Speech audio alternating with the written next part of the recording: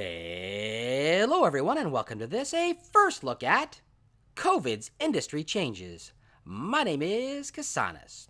Guys, in this series, I'm going to be talking to a number of different people. I'm going to be talking to a number of different animators and programmers and game developers and designers from different studios and get their take on how the industry has changed as far as their studio is concerned and what they think is going to change post COVID. Once we're all going back to work, what do they think is going to remain in place? And how is the industry going to change when those who are interested right now, students who are interested right now in graduating and they're leaving, they're hoping to apply for a job, what do they think it's going to be like after COVID is gone and done? So I'm really hoping this is going to be interesting to you. Today we're going to be talking to Dave Yoon. Dave Yoon is a Ubisoft senior animator. He's been there for 9 or 10 years. He's got a ton of games under his belt, and he's got some interesting stuff to say. All right, everyone, let's get started. All right, guys. Today we are talking with Dave Yoon. Dave is a senior animator at Ubisoft. Hey, Dave, how you doing? Doing pretty good. That's It's good. pretty boring at home. Yeah, it is. Dave is also a professor. He teaches at Centennial. He teaches our motion capture course to our second year students. All right, guys. I'm going to ask Dave. Dave, tell us a little bit about your career and how you got there. My career, well, yeah, like you said, I've been at Ubisoft now for almost 9 years. At Ubisoft Toronto, the studio itself was up for 10 years now, so I've been there for almost the whole Mm, time. yeah. Before that, I actually worked with Brian at two other studios. Actually, right before on a few other like TV productions. Yeah. Those are okay. Mm, And then before that, I worked on some some Nickelodeon shows and stuff. yeah. But right now, I'm the Game Play Animator, working on Watch Dogs Legion, um, doing main character stuff. Oh, cool. That's good. And have you always been main character? Recently I have been. On the game I worked on before this was, well, it was Watch Dogs 2. Actually, on Watch Dogs 2, I didn't do main player stuff. I was more working on interactive cinematics. Mm-hmm. But before that, I worked on Assassin's Creed Unity, and yeah, I know it was like a buggy game and stuff. But I worked on the main player on ECU. Okay. So I got to work on and like every like Assassin's Creed game has like their like kind of like hidden blade gimmick. So I got to be the animator for the hidden blade. So I really like that. That's cool. That's cool. Just before speaking of hidden, I'm wearing a hat today because I'm sitting directly under the lights and I just shaved my head. Oh. Yeah, it's a little bit blinding. So I'm gonna leave my hat on. I shouldn't have shaved my head before these videos. All right, awesome. So I'm gonna ask you guys. I'm gonna ask you now about COVID. We're all at home. You just told me you're really bored at home. I know you got a kid at home and another one on the way, so things are gonna get really busy for you soon. How has Ubisoft reacted to COVID? Has anything changed at Ubisoft? Are you guys doing anything Yeah, differently? yeah. They got us online and working from home like actually really fast. So I would say like I'm almost like 100% like fully functioning at home now. Mm-hmm. Yeah, they set up like a really nice online connection for us to be able to basically like remote in Mm-hmm. to our work PCs, and yeah, we could work. I could say I could work like almost 100% like at home now. That's good. Does it lead to longer hours? Game in general is not horrible. The hours aren't horrible typically with games. When you're in a crunch, it goes horrible. But working from home, I find that I work more hours now than I was working before. I don't know if you're finding the same thing. I think I still try to track my hours, but I think it's just because I like we both have kids. Like your kids are older than mine, Yeah. but like it's just because I have to break up my day to accommodate them. Yeah.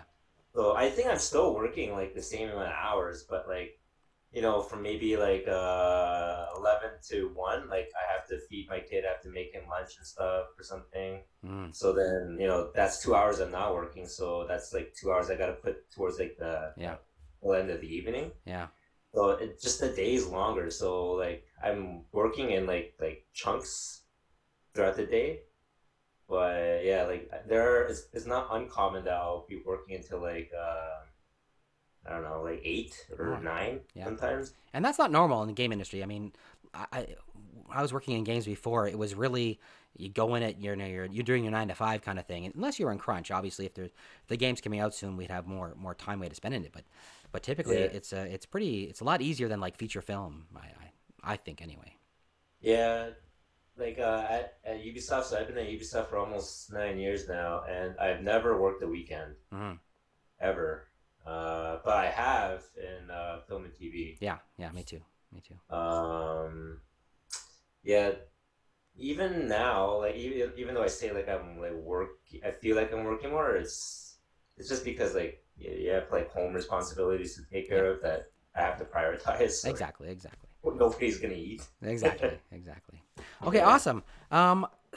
And I know you can't. I know you don't want to predict what's going to happen at Ubisoft, and I wouldn't expect you to. But if we just kind of think about the game industry in general, what do you think's going to change in the game industry when we move forward? Is there anything that you think that we might keep? Is there anything that's gonna that post COVID are things going to go right back to normal how they were? Or do you think we're going to make some changes in the industry? I think so.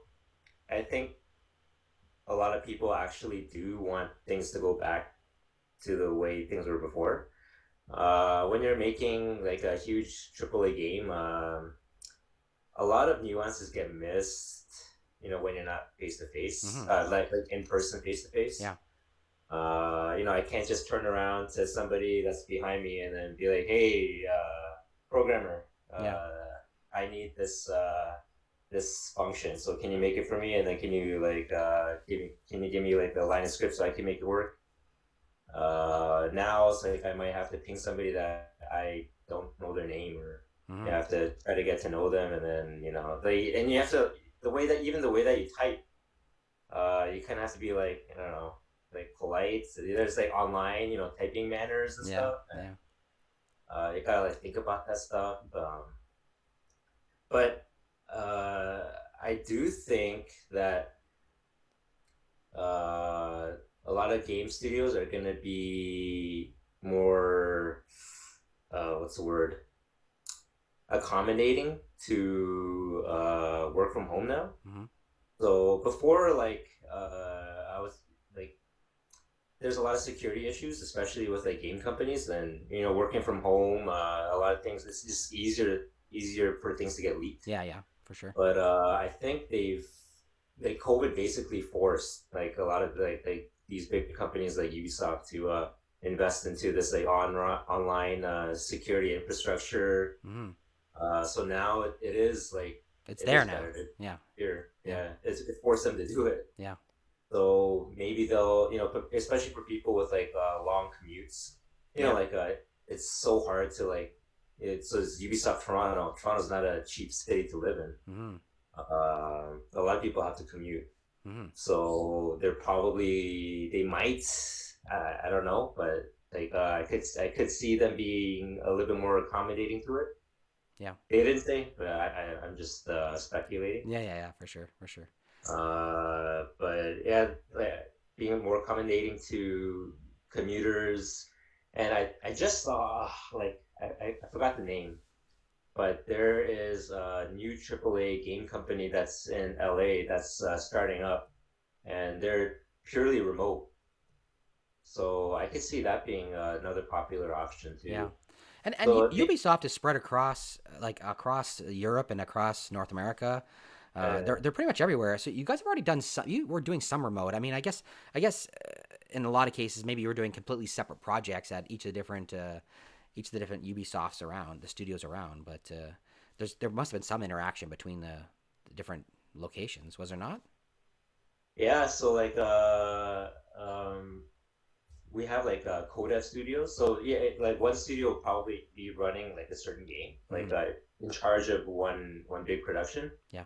but there will be like co-dev partners. Okay. So we get to like talk to them even before like COVID. Like it was just a constant like Yeah, communication yeah. between them. I think even with some of the smaller studios, some indie studios and that kind of stuff, where they hire people or they let people work from kind of anywhere they want. Previously, a lot of studios were able to very quickly move into this online condition that we're in now. So I mean that's good. I think that's good, and we're gonna see.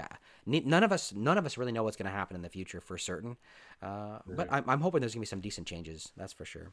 Okay, I one think last question it for you. could. Oh, sorry. Go ahead. Well, just to add on, I think it could be advantageous for people that are kind of committed to like a city, Hmm.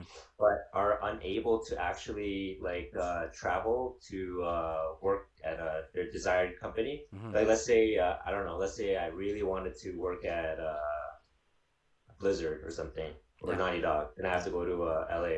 Yeah. But I have a kid, and then one kid's due like just due like 3 days ago. Oh, really? Okay. It's late. Yeah. But I'm pretty stuck in the city. Yeah. Like I have like I got like mortgages and stuff to pay Yeah. for. It's hard to pack up and move. Yeah. I agree with But you. Yeah. yeah, but but if this infrastructure that online infrastructure that COVID has basically forced every company to invest in now, Yeah. if it enables them to poach like the talent that they want, Yeah. but maybe they couldn't get before Yeah. because they're stuck in their city. Yeah.